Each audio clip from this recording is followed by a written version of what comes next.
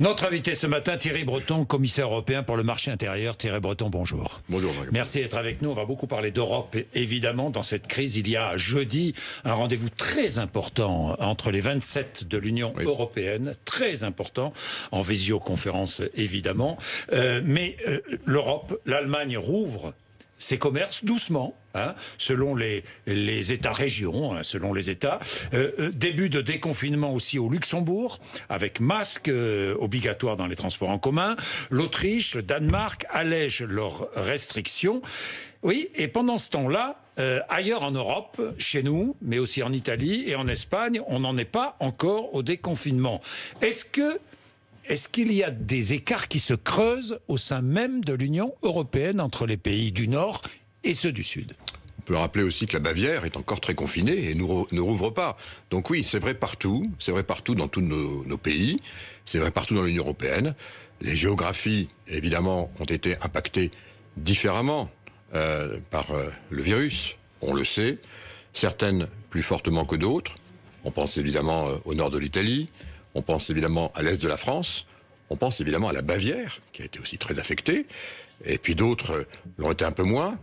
Par exemple, évidemment, le centre de la France, le sud-ouest. Le sud-ouest également. Oui, le virus ne se propage pas de façon identique et homogène partout. Thierry Breton, il y a des pays qui déconfinent avant, donc qui vont en tirer économiquement des conséquences, et qui pourraient creuser des inégalités au sein même de l'Union européenne, Thierry Breton. Alors, non, c'est le deuxième sujet. Vous avez raison de le rappeler, même si, encore une fois, la priorité...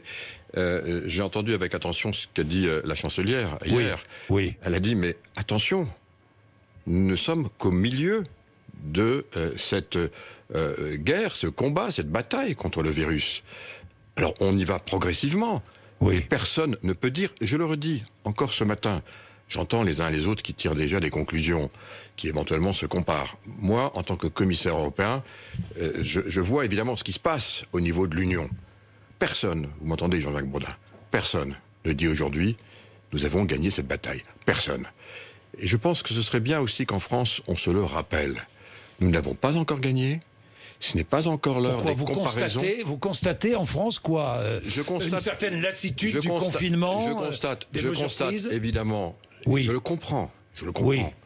Une impatience. Dans certains pays, une impatience, et notamment de nos concitoyens européens ou de mes compatriotes français. Parce qu'évidemment, 4 semaines, 5 semaines de confinement, c'est long, et on commence à se poser des questions, et c'est légitime. Mais tout à l'heure, j'avais Nicolas Bavrez, par exemple, et qui est un économiste libéral, qui disait, maintenant ça suffit, il faut penser économie, avant tout, il faut repartir et relancer la machine tout de suite. Oui, Donald Trump dit comme lui, il dit même libérer le Michigan, arme à la main, libérer la Virginie. Non, je connais ces discours, je les comprends, je les entends, mais maintenant il faut revenir à des choses qui sont réalistes. Faisons référence encore une fois pour finir ma phrase sur Angela Merkel, elle disait hier, attention, on rouvre progressivement, pas dans tous les Länders, de façon encore une fois tout à fait compatible avec l'avis des autorités de santé et les évolutions prévisibles des pics. Et puis voilà, on va vivre, vous savez, Jean-Jacques Bourdin, on va vivre encore pendant de longs mois avec ce virus. On l'espère rapidement tous déconfinés, mais derrière, et pour reprendre sur ce que vous disiez, un élément extrêmement important, et c'est quelque part ce dont j'ai la charge, veiller à ce que le marché intérieur reste homogène. Est-ce qu'il est, en d'autres termes, veiller à ce que précisément il n'y ait pas de différence trop importante entre les États. Et c'est la raison pour laquelle je milite depuis de nombreuses semaines avec mon collègue Paolo Gentiloni, qui, comme vous le savez, est le commissaire à l'économie, pour avoir un fonds qui permette précisément de corriger ces différences. La présidente Ursula von der Leyen appelle de ses vœux, elle a raison, un plan Marshall pour précisément permettre à corriger ces différences et à reconstruire l'Europe. Voilà, c'est ça mon combat. Alors je vais y revenir. Je vais revenir sur ce combat, évidemment. Mais vous veillez, si j'ai bien compris, à ce que certains pays ne tirent pas leur épingle du jeu ou les marrons du feu. C'est cela. Alors, n'en profite pas pour asseoir une domination européenne. Je pense à l'Allemagne. On va dire les choses autrement. Et vous avez parfaitement raison de le signaler. Certains pays ont réagi très vite et notamment ont emprunté extrêmement rapidement, parce que je voudrais redire à tous nos téléspectateurs et nos auditeurs ce matin, il n'y a pas un pays aujourd'hui, pas un, sur la planète, qui peut se financer seul cette crise. Pas un. Tous les pays du monde, vous m'entendez, Jean-Jacques Bourdin, n'ont pas le premier sou pour financer les conséquences économiques du coronavirus. Tous vont devoir emprunter. L'Allemagne, comme les autres. Les Pays-Bas, comme les autres. Les États-Unis, comme les autres. La Chine, comme les autres. Tous sont en défaut aujourd'hui. Ils vont tous devoir emprunter. Et donc, qu'est-ce que je dis, moi? Et qu'est-ce que nous disons à la Commission européenne? Puisque c'est une crise où il va falloir emprunter pour passer cette phase très difficile, collectivement, eh bien, cette crise, elle est la même pour tous, et notamment nous, en Europe. Ce que nous voulons, et notamment avec Paolo Gentiloni, c'est que tous les États aient, pour cette période et pour cette seule crise, un accès identique à l'endettement et au crédit. Bien. Alors, on va y revenir. Thierry Breton, les frontières de l'espace Schengen, fermées jusqu'à quand? On va pas le dire encore, on va pas le dire, elles sont fermées, et j'estime que c'est une bonne mesure. Jusqu'à l'été? Je pense que oui, et puis on verra. Jusqu'à l'été? Je pense que oui. Encore une fois, alors ça veut dire quoi? Est-ce que cet été, si je vous pose une question, pas de circulation d'un État européen à un autre cet été? Ah non, attendez, les frontières, c'est les frontières extérieures. Je parlais des frontières extérieures. Mais moi aussi, Schengen, c'est les frontières extérieures. Voilà. Mais j'ai une question complémentaire. Ah, question complémentaire. Maintenant, je vais peut-être entre les régions, si vous permettez. Entre les régions, d'abord. Je parlais tout à l'heure, la Bavière, voilà, entre la Bavière et les autres Länders, on passe pas. Voilà, parce que la Bavière a été plus contaminée que d'autres. Oui. On va avoir certainement dans la phase de déconfinement des régions qui vont pouvoir se déconfiner très rapidement. Par exemple, dans des départements qu'on connaît bien tous les deux, dans le centre de la France, la Corrèze, la Creuse, on va déconfiner sans doute, je pense, plus rapidement que dans des grandes agglomérations. Eh bien, ça va être pareil, évidemment, pour certains pays. Alors derrière, chacun mettra ensuite ses politiques de façon à ce qu'on puisse avoir un suivi. C'est toujours la même chose. C'est un suivi des personnes qui traversent ces zones. Et je préfère les appeler des zones plutôt que des frontières. Bon, alors d'accord, des zones. Les zones de l'espace Schengen, là c'est clair. Y compris les régions. Y compris les régions. On ne va pas venir dans ces zones à l'intérieur de l'espace Schengen avant l'été. Ça, je peux pas le dire parce qu'encore une fois, ça va dépendre encore une fois. Et je suis pas là pour ça. Mais ce que je veux dire, c'est que derrière, vous êtes en charge des circulations des biens et des personnes aussi. Je suis en charge du marché intérieur. Marché intérieur. Le marché intérieur. Et ce qui était pas une masse à faire, croyez-moi, parce qu'il a bien fallu. Au début, vous savez, les pays ont eu une tendance à se rétrécir un peu sur eux-mêmes. Mais maintenant, c'est fini tout ça. Bon, donc espace Schengen fermé jusqu'à l'été. On verra, mais je pense que c'est quelque chose auquel il faut s'attendre. Oui. Il faut s'attendre. Bien. Et à l'intérieur des zones dans l'espace Schengen, là aussi, on va devoir patienter avant de pouvoir aller d'un pays à l'autre. Eh bien, si vous voulez, c'est toute on a bâti au sein de la Commission très rapidement du reste une stratégie, on appelle ça l'exit stratégie, une stratégie de sortie progressive et le plus harmonisée possible. Parce qu'évidemment, il faut, on est un grand continent, il faut que l'ensemble des États puissent le faire de façon harmonisée. Mais enfin, il faut que tout le monde comprenne que nous sommes un continent. Et pardon, je fais toujours cette comparaison, mais il faut la refaire. Les États-Unis, c'est un continent. Les États américains ne vont pas se déconfiner en même temps. Les États européens ne se déconfineront pas en même temps. Nous sommes un continent. Donc il faut respecter notre géographie, il faut respecter ce que nous sommes. Et donc, oui, on va pas pouvoir faire ça du jour au lendemain en disant... comme pour le passage de l'heure d'été à l'heure d'hiver, à la même heure, à 2h du matin, tout le monde est déconfiné. Non, ça ne se passera pas comme ça parce que nous sommes un continent et que le virus n'a pas la même vélocité cinétique encore une fois, de pénétration et de diffusion. Si j'ai envie d'aller passer mes vacances en Espagne cet été, il n'est pas certain que je puisse le faire. Je ne sais pas, mais on trouvera des moyens. On en discute. C'est important. Cette question est importante parce qu'on discute précisément des moyens pour pouvoir précisément passer les frontières de façon à le faire de façon le moins contraignant possible. Mais vous savez, lorsqu'il y a eu les attentats du 11 septembre, avant on passait pas les portiques de sécurité et de contrôle dans les aéroports. Après, on le passe. Il y aura un avant et un après le virus. Je ne veux pas dire que ce sera très contraignant, mais il y aura des contraintes supplémentaires. Il faudra les respecter encore pendant quelques mois. Peut-être un passeport sérologique. Non, mais vous voyez, par exemple, je viens ici, on me prend ma température à l'arrivée. On m'annonce du reste que j'ai 36,9. Donc très bien, voilà. Mais c'est bien. Mais oui, mais voilà, ces habitudes, vous ne l'auriez pas fait il y a non plus un mois. C'est vrai. Alors, je fais juste une parenthèse. En Pologne et au Danemark, toutes les entreprises enregistrées dans des paradis fiscaux ne peuvent bénéficier d'aides d'État. Vous avez vu ça? Est-ce qu'on devrait étendre ça à toute l'Europe? Chacun va faire ce qu'il veut. Je pense que de toute façon, la priorité aujourd'hui, c'est de sauver, je dis bien de sauver, le tissu économique européen et surtout les PME.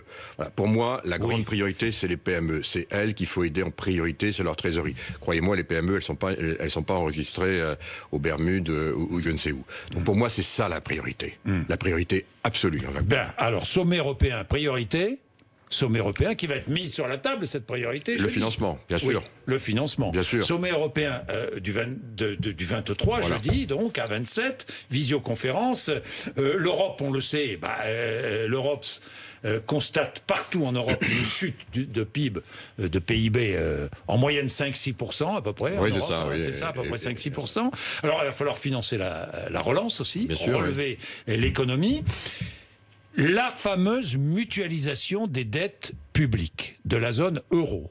Je lis ce qu'a dit Emmanuel Macron dans le Financial Times. Si on ne le fait pas, les populistes gagneront aujourd'hui, demain, après-demain, en Italie, en Espagne et peut-être en France. Il faut absolument cette mutualisation des dettes? Il faut absolument ce quatrième pilier dont l'étude a été obtenue, et je le salue, à la dernière réunion de l'Eurogroupe. C'est-à-dire, à la dernière réunion de l'Eurogroupe, c'est-à-dire des ministres de l'économie, qui a eu lieu, comme vous le savez, il y a 10 jours. Oui. Les ministres de l'économie de la zone euro ont décidé deux choses. D'abord, un paquet de financement de 540 milliards d'euros, c'est rien. Et deuxièmement, l'étude pour création d'un fonds, qui est l'équivalent de ce que le président Macron appelle de ses voeux. Comme vous le savez, c'est un sujet que je porte en moi depuis très longtemps, y compris même avant, puisque vous savez que c'était l'idée qu'on avait élaborée pour avoir un fonds européen de défense et de sécurité.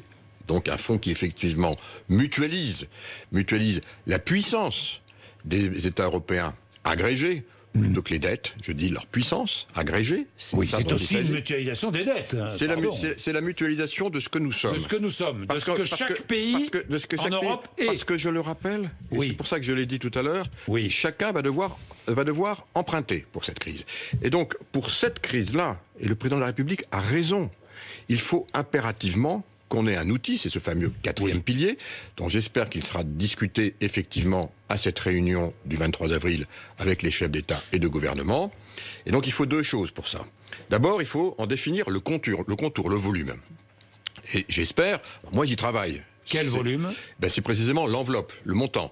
Alors j'y travaille, et j'y travaille depuis maintenant plusieurs semaines, parce que précisément, commissaire au marché intérieur, j'ai donc réorganisé le marché intérieur. Vous le savez, on en avait parlé dans la présentation de la stratégie industrielle de l'Europe en écosystème industriel. Il y a par exemple l'écosystème automobile, qui représente quand même 15 millions d'emplois dans l'Europe. Il y a l'écosystème du tourisme, très affecté. Il y a l'écosystème des industries agroalimentaires, du textile, etc. Et tous ces écosystèmes, j'ai maintenant une vision assez précise du coût. Combien faudrait-il ? Je suis en train d'y travailler, mais nous disons avec Paolo Gentiloni que vraisemblablement l'enveloppe totale, c'est plutôt aux alentours de 10% du PIB européen, c'est-à-dire autour d'un milliard, de 1600 milliards. 1600 milliards. C'est ce qu'ont fait les Américains. Les Américains ont mis sur la table 10% de leur PIB. C'est-à-dire que l'Europe doit mettre sur la table 1600 milliards. Mais ce n'est pas un scoop aujourd'hui, puisque je ne cesse de le dire depuis 4 semaines. Je dis que les Américains ont mis 10% de leur PIB sur la table pour pouvoir aider cette phase. Les Allemands viennent de mettre la même chose avec 356 milliards, c'est-à-dire 10% de leur PIB. Et je dis donc, avec Paolo Gentiloni, qu'il faut sans doute une enveloppe de cet ordre de grandeur. La bonne nouvelle, si je peux dire, c'est qu'évidemment maintenant, je fais ce travail écosystème par écosystème. Je commence à avoir une vision, par exemple, de combien il faut pour aider toute l'industrie automobile et ses sous-traitants et les PME, toute l'industrie du tourisme, il faut un plan Marshall pour le tourisme. Il faut un plan Marshall pour le tourisme. Donc je suis en train de le calibrer, et donc derrière, je suis en train de vérifier effectivement, par une approche de bas en haut, que ces chiffres vont bien. Oui, mais je peux vous dire que globalement, c'est ce qu'il faut avoir en tête. Et donc on voit bien qu'il faudra trouver le moyen de le financer. Est-ce que certains pays d'Europe sont d'accord? Est-ce que l'Allemagne est d'accord? Est-ce que les Pays-Bas sont d'accord? Eh bien, c'est précisément, vous savez, on est un marché qui est un marché intégré. Et si nous présentons les choses, non pas pour défendre son propre précaré, mais pour défendre l'organisation. Vous savez, quand on parle de l'industrie automobile... Mais est-ce que les Allemands sont prêts? Oui, mais non? Je vais vous répondre à cette question, parce que je crois que oui, si on a la bonne approche. Comme d'habitude, en politique et en politique économique, la méthode est importante. Si on parle uniquement de défendre sa propre géographie, on n'arrivera à rien. Si en revanche, on dit par exemple, comme je l'ai encore répété hier, et je l'ai entendu de la part de l'écosystème automobile, avec les patrons de toutes les industries automobiles, ou des plus grandes en tout cas, présentes hier à mon vidéo call, me disant, mais monsieur le commissaire, si on ne sauve que telle région ou tel pays, mais tout va s'effondrer parce que nos chaînes de construction sont toutes intégrées dans l'Union européenne. On a des sous-traitants très importants en Espagne, en Italie, en France, en Autriche. Et donc, si jamais on ne sauve qu'une partie, c'est tout l'écosystème qui s'effondre. Donc oui, je pense que si on a une approche de bas en haut, pragmatique, voilà, il se trouve que j'ai été aussi, vous le savez, dans ma vie, j'ai pas été que comme politique, j'ai aussi été entrepreneur. Donc je sais que dans des cas comme ça, il vaut mieux partir du terrain, remonter ensuite les informations et bâtir ce qu'on appelle le plan. C'est ce que je suis en train de faire. J'espère que du reste, à l'occasion de cette réunion, on va confier à la Commission la tâche de finaliser le calibrage de ce qu'il faudrait. Et à ce moment-là, je pense que ce sera un très bon départ pour pouvoir précisément faire en sorte que tout le monde, autour de la table du Conseil, puisse converger sur cette nécessité. Oui, l'Europe ne sera pas qu'un projet de marché, mais sera aussi un projet politique. C'est indispensable, mais ça l'est, vous savez. Oui, bon, ça l'est. Bon, dites-moi, les Allemands doivent être plus solidaires ? Je pense que les Allemands... Est-ce qu'aujourd'hui, il n'y a pas cette tentation du côté allemand de jouer un peu seul ? Non, les Allemands ont montré beaucoup de solidarité dans cette crise, notamment en matière de santé. C'est vrai. Et en prenant en charge d'ailleurs le coût des soins. Mais tout le monde, la France également, on a envoyé beaucoup de matériel en Italie. Oui, voilà, tout le monde a joué la solidarité. Et vous, puisque vous me lancez là-dessus, le mot que je retiens pour l'instant, je tiens à le dire, c'est la solidarité. Solidarité de la part de tous nos concitoyens, notamment de ceux qui sont les plus exposés. Solidarité aussi entre les États, je le vois. Mais il faudra aussi avoir la solidarité entre les continents. C'est indispensable pour sortir de cette crise. Vous savez, je le dis et je voudrais le redire, la seule frontière qui existe aujourd'hui, c'est pas les frontières entre les États, c'est les frontières entre toute l'humanité et le virus. Nous sommes tous égaux devant le virus. C'est un combat. Bien, le traçage numérique, on va terminer avec ça. En Europe, plusieurs pays envisagent donc le traçage numérique pour accompagner le confinement. Vous avez précisé les choses. Vous dites le développement d'applications de traçage, de contact, ce développement doit être effectué en Europe. Oui, j'ai tenu à le faire très vite, et là encore très vite, avec tous les États membres. Et vous voyez, on parle de cette affaire depuis maintenant 15 jours à peu près.